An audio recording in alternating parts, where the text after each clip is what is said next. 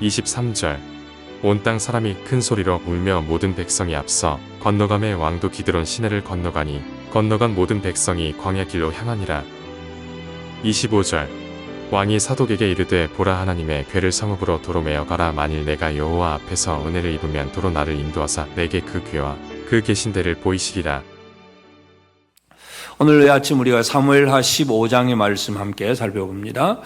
다윗의 집에 계속되는 칼, 결국은 이제 아들 그 압살롬이 형 죽이고 도망갔다가 또 다윗이 그를 이제 처음에는 이제 돌아오게 했지만 예루살렘으로만 들어오고 왕이 얼굴을 보지 않는, 그러니까 이 분명한 징계도 안 되고 분명한 용서도 안 되는 아주 불확실한 그런 상황 속에서 압살롬이 왕이 얼굴을 만나기는 하고 보기는 했지만 그 형식적으로는 용서받은 것 같지만 진정한 용서가 없는 것을 이제 압살롬은 느끼기 때문에 이제 드디어 15장에 와서 압살롬은 이제 자기를 이제 세우기 위해서, 자기가 왕권을 차지하기 위해서 아버지를 배신하고 반역하는 압살롬의 반역 사건을 일으키게 됩니다. 그래서 그것은 이제 하루아침에 이루어지는 것이 아니라 한 4년에 걸쳐서 아주 철저하게 준비되는 그런 작업이라는 걸 알 수가 있습니다. 그래서 제일 먼저 하는 것은 이제 1절에 보면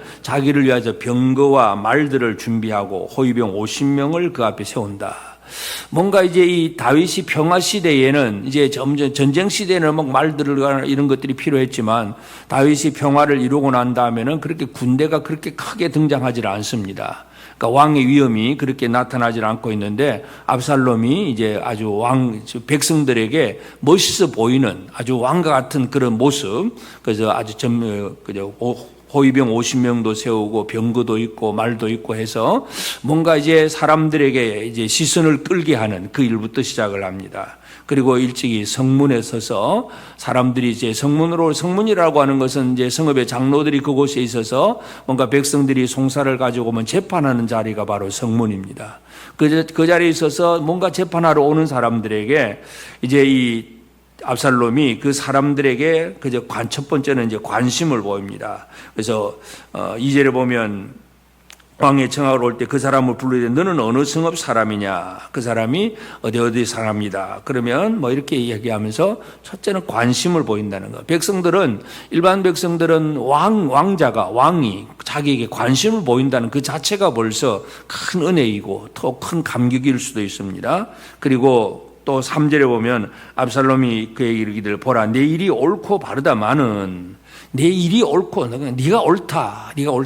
네가 틀렸다고 얘기해 주지 않습니다. 너 옳다고 얘기를 해주고 그러면서 또 한마디 하는 말이 네 송사를 들을 사람을 왕께서 세우지 않았다. 지금 재판할 사람은 별도 없다. 왕이 지금 정치가 지금 이상해졌다. 아주 자기 아버지의 그 정치를 아주 이렇게 비난하면서 그 재판해 줄 사람도 없다고 그렇게 얘기를 하면서 그 다음에 또 5절에도 보면 사람이 가까이 와서 그에게 절하려 하면 압살롬이 손을 펴서 그 사람 붙들고 그 입을 맞추고 절도 하지 않고 그냥 그 사람을 최대한 높여주는, 결국은 이 일이 무슨 일이냐 하면 백성들의 마음을 바로 훔친다 그렇게 표현합니다. 6절에 보면 이스라엘 무리 중에 왕의 재판을 청하러 오는 자들마다 압살롬의 행함이 이와 같아서 이스라엘 사람들의 마음을 압살롬이 훔치니라. 백성들의 마음을 훔치는 것이 바로 이 압살롬이 제일 첫 번째 하는 일입니다. 백성들의 마음을 산다는 것. 그래서 우리가 요즘 정치도 마찬가지잖아요. 늘 여론조사를 합니다. 몇 프로 여론조사가 지지를 하냐, 부정을 하냐. 결국은 모든 정치가들은 백성들의 마음을 사지 않으면 힘을 얻을 수가 없습니다. 그래서 이 압살롬이 하는 일도 바로 백성들의 마음을 사기 위해서 그 사람에게 관심을 보이고 그를 인정해주고 그를 지지해주고 그를 높여주고 그러면서 백성들의 마음을 하나 둘 사기 시작을 하고 그것이 4년에 걸쳐서 이루어집니다. 그리고 나서 이제 4년 만에 7절에 보면 4년 만에 압살롬이 이제 다윗 왕에게 얘기를 합니다. 내가 하나님께 서원한 일이 있고 그래서 하나님 앞에 제사를 드리러 헤브론으로 가겠습니다. 제사를 드리면 예루살렘에서 드리면 되는데 헤브론으로 가겠다고 얘기를 합니다. 그렇지만 다윗은 또 그것에 대해서 그냥 인정을 해줍니다. 하나님 섬기겠다고 하니까 헤브론에 가서 제사를 드리든 어디서 제사를 드리든 그냥 또 인정을 해주고 드디어 이제 압살롬은 자기와 함께하는 이제 함께 불러 모은 사람. 이 사람들은 한 200명 따라가는데 이 사람들은 처음에 압살롬이 어떤 계획을 품고 가는지를 모르고 그냥 따라갑니다. 혹시 또 이제 다윗이 아들이 또 이렇게 헤브론에 가서 제사 드린다고 하니까 그 어떤 행정 관리들을 같이 보내준 그런 사람일 수도 있고, 이 사람들은 처음에는 압살롬의 어떤 계획도 모르고 따라가지만 이제 헤브론에 가서 그때부터 제사를 드리면서 전국에다가 이제 전령을 보내고, 그러면서 이 압살롬이 헤브론에서 왕이 되었다고 하는 소식을 온 전국 각 이스라엘 지파에다 다 소식을 선포하게 합니다. 그러니까 옛날은 지금 시대와는 다르잖아요. 그냥 어떤 소식을 전하는 자가 와서 성읍에 와서 이제부터 왕은 압살롬이다 하는 다윗 왕의 어떤 왕권이 이제 아들 압살롬에게로 이어졌다 선포하면 그것이 진짜인 줄 다 믿게 됩니다.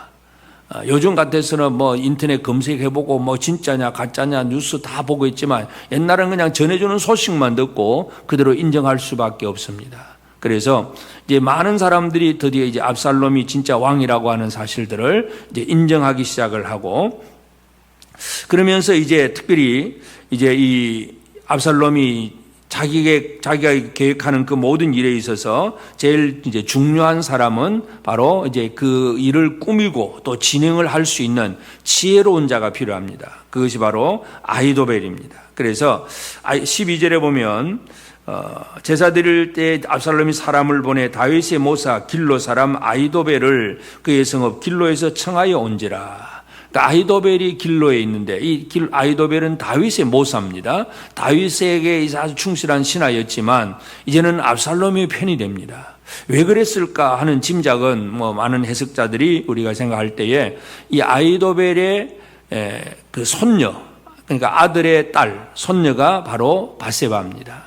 결국은 이 다윗이 왕으로서 자기 손녀 딸을 취하고 그 손녀 사위를 우리아를 죽이게 만든 그 사건에 대해서 아마 아히도벨은 다윗에 대해서 불신을 하게 되고 사이가 멀어졌을 것이다. 그렇게 우리가 생각할 수 있습니다. 그러니까 예루살렘에 있지 아니하고 그 자기 성읍 고향 길로에 있고, 그러니까 이제 압살롬이 아히도벨을 초청을 합니다. 머리 좋은 전략가이기도 하고 아주 지혜로운 사람이기 때문에 아히도벨을 초청을 하고, 그래서 아히도벨은 이제 그러면은 다윗을 돕지 않고 아들 압살롬을 도와서 왕으로 세워야 되겠다는 그런 계획도 아히도벨은 가지게 되고, 그래서 이 압살롬과 아히도벨이 하나가 되고, 그렇게 하나가 되니까 다른 사람들도 저 아히도벨이 돕는 사람은 진짜 왕이다 하는 사람들이 또 그렇게 인정을 할 수밖에 없습니다. 그래서 바세바 사건으로 이제 마음이 떠난 그 아히도벨이 이제 압살롬을 지지를 하고 많은 사람들이 또 함께 압살롬을 왕으로 지지를 합니다. 그래서 그 소식이 이제 다윗에게 들려졌을 때에 다윗은 그 소식을 듣고 그냥 싸우러 가는 것이 아니라 그냥 처음부터 바로 도망을 합니다. 그래서 14절 보면 다윗이 예루살렘에 함께 있는 모든 신하에게 이르되 일어나 도망하자. 왜 도망하느냐? 아버지와 아들과의 싸움이 벌어져야 되겠고 또 예루살렘에서 전쟁이 벌어져야 되겠고 여러 가지 많은 어려운 상황입니다. 여기서 우리는 왜 다윗이 도망하자고 하느냐? 다윗은 이미 자기의 죄를 알고 자기가 이 회개를 했지만 나단 선지자가 자기 집안에 칼이 떨어지지 않을 것이라고 하는 그 심판의 예언을 들었기 때문에 하나님의 징계가 이루어졌다는 사실을 다윗은 알고 있습니다. 그러니까 압살롬과 싸워서 내가 차지하겠다, 나를 지키겠다고 표현하지 않고 도망하고 이제 하나님의 뜻을 구하는 그런 자리로 나아갑니다. 그래서 결국은 이제 다윗은 이제 도망을 하게 되는데 23절 보면 온 땅 사람이 큰 소리로 울며 모든 백성이 앞서 건너가며 왕도 기드론 시내를 건너가니 건너간 모든 백성이 광야 길로 향하니라. 다윗이 가는 곳은 바로 광야입니다. 하나님은 다윗을 광야로 보내십니다. 광야라고 하는 것은 다윗의 영성이 회복되는 장소입니다. 억지로 다윗이 광야로 일부러 나가지는 않았습니다. 그냥 왕궁에서 편안하게 살다가 밧세바를 범하는 그 사건이 이루어졌는데 하나님은 이제 그를 광야길로 보냅니다. 이 광야라고 하는 것, 예수님은 사역을 시작하시다가 한적한 곳에 가서 기도를 하셨는데 한적한 곳, 에레모스라고 하는 단어가 바로 광야입니다. 예수님은 늘 하나님과 동행하기 위해서 분주한 사역 가운데서도 광야로 나아가서 하나님 앞에 기도하고 하나님의 음성을 듣는 그 삶을 사시면서 사역을 하셨습니다. 근데 다윗의 삶은 왕이 되고 나서는 특별히 뭔가가 없어요. 그러니까 하나님께서 다시 광야로 그를 내보내신다는 걸 알 수가 있습니다. 젊었을 때 다윗이 사울을 피해서 광야로 다니면서는 참 하나님을 섬기고 의지하고 늘 믿음으로 찬양하고 그 어려움 속에서 하나님만 신뢰하는 믿음의 삶을 잘 살았는데 왕이 되고 평안해지니까 죄를 범합니다. 이 평안이라고 하는 게 참 좋기는 하지만 위험 요소가 있다는 사실을 우리가 알 수가 있고, 하나님은 다윗을 광야로 보내고, 그래서 다윗은 광야로 나가면서 이제 가드 사람 이때가 또 같이 오니까 너는 돌아가라 하지만 이때는 또 다윗이 하나님의 진짜 세우신 왕이라는 걸 알고 있기 때문에 블레셋 족속 그 가드 사람 이때는 다윗의 편에 서게 되고, 그리고 이제 제사장 사독과 아비아달이 언약궤를 메고 나옵니다. 그러니까 다윗은 도로 가라고 하고 이 언약궤를 도로 돌려보내면서, 돌려보내는 목적은 뭐냐 하면 다윗의 기대감이 있습니다. 하나님이 나를 다시 살려주실 것이다, 회복시켜 주실 것이라는 기대감을 가지고 제사장을 돌려보내고, 그리고 아렉 사람 후세도 이제 다윗에게로 왔을 때, 다윗과 함께 나가려고 할 때 다시 가서, 이 후세도 지혜로운 사람입니다. 아히도벨의 모략을 이제 깨뜨릴 사람으로, 이제 쉽게 말해서 간첩을 심어 놓는 거, 이게 바로 다윗의 마음이고 다윗의 전략입니다. 그래서 압살롬과 직접 싸우지는 않지만 다시 회복될 것을 기대하면서 제사장과 언약궤를 예루살렘에서 떠나지 않고 그대로 있게 하고, 그리고 제사장의 아들들이 나중에 자기에게 소식을 전해주도록 그렇게만 조치를 해놓고 광야로 갑니다. 기드론 시내를 건너서 광야길로 가는 것. 이 기드론 시내를 건너는 것, 예수님께서 겟세마네 동산으로 가는 것은 바로 예루살렘에서 기드론 시내를 건너서 겟세마네로 갑니다. 바로 그런 루트인데, 이 다윗이 기드론을 건너서 건너편 감람산으로 올라갑니다. 고생이 시작이 되고 광야가 시작되지만, 그러나 그 광야는 다윗의 영성이 회복되는 장소입니다. 시편 3편은 다윗이 압살롬을 피해서 도망가면서 지은 시가 시편 3편인데, 시편 3편 6절에 보면 천만인이 나를 에워싸 진친다고 해도 나는 두려워하지 아니할지라. 천만인이 나를 둘러싸 진을 친다고 해도 나는 절대로 두려워하지 않겠다. 바로 이제 이 압살롬의 난을 피해서 도망가면서 이 하나님의 보호하심에 대한 다시 한 번 더 확신을 품게 되고 다윗의 영성이 회복되는 모습을 보게 됩니다. 그래서 오늘 이 아침 우리는 이 압살롬의 반역 때문에 도망가는 다윗이지만 하나님이 그를 광야로 내보내신다는 사실, 하나님의 손길을 우리가 이해하면서 광야라고 하는 것이 우리의 삶에 있어서도 너무나 중요한 일입니다. 한적한 곳, 하나님과 독대할 수 있는 곳, 하나님 앞에 우리 영성이 회복이 되는 곳, 바로 그것이 비록 힘들고 어려운 과정일 수도 있지만, 그러나 광야에서 우리는 늘 하나님의 음성을 듣고 믿음을 회복하는 이 삶이 우리에게 중요합니다. 그래서 예수님이 죄짓고 광야로 나가신 건 아니지만 일부러 광야로 나아가서 한적한 곳, 에레모스, 광야로 가서 하나님과 늘 독대했던 예수님처럼 오늘 우리는 다윗처럼 몰려서 광야로 가는 게 아니라 스스로 광야로 나아가서 하나님과 동행하고 하나님의 음성을 듣는 삶이 중요합니다. 오늘 우리 새벽을 깨우는 이 새벽 기도의 시간도 광야의 시간이고 광야의 장소이기도 합니다. 이 아침이 하나님의 음성을 듣는 시간이고 하나님과 독대하는 시간이기도 합니다. 우리는 늘 하나님의 음성을 듣고 그 믿음 안에서 회복되는 그 삶을 살아내는 것, 이것이 우리의 삶에 중요합니다. 그래서 오늘 이 아침 광야로 나가는 다윗, 영성 회복이 시작이 되고 다시 한번 하나님의 은혜를 체험하게 되는 것, 그래서 하나님의 회복을 기대하고 나갑니다. 그래서 오늘 우리가 참 하나님 앞에서 믿음으로 잘 살아가면서 늘 우리 스스로 광야의 삶을 살아내는 그런 우리가 되고, 하나님 앞에 말씀으로 다시 한번 든든히 서고, 또 비록 잘못해서 쫓겨나지만 다윗이 회복을 기대하는 것처럼 하나님의 은혜를 오늘도 기대하면서 하나님의 도우심을 바라보면서 준비하는, 그래서 다윗의 준비는 사독과 아비아들 제사장도 언약궤도 예루살렘으로 가 있게 하고 후세도 압살롬의 편에 들어가게 하고 이 뭐 회복을 준비하는 다윗인데 우리도 하나님의 은혜를 기대하면서 준비하는 지혜로운 자의 삶을 살아내는 복된 우리 모든 성도들 우리 모두가 꼭 되어지기를 주의 이름으로 축복합니다. 기도하십시다. 이제 오늘 받은 말씀으로 함께 기도하겠습니다. 다윗처럼 죄로 인하여 광야로 도망가지는 않아도 스스로 한적한 곳을 찾으신 예수처럼 스스로 광야의 장소와 시간을 가지고 하나님을 만나는 삶이 되게 하옵소서. 하나님의 징계를 달게 받으며 회복을 기다리고 준비하는 다윗처럼 앞으로 내게 주실 하나님의 은혜를 기대하고 받을 준비가 된 삶을 살게 하옵소서.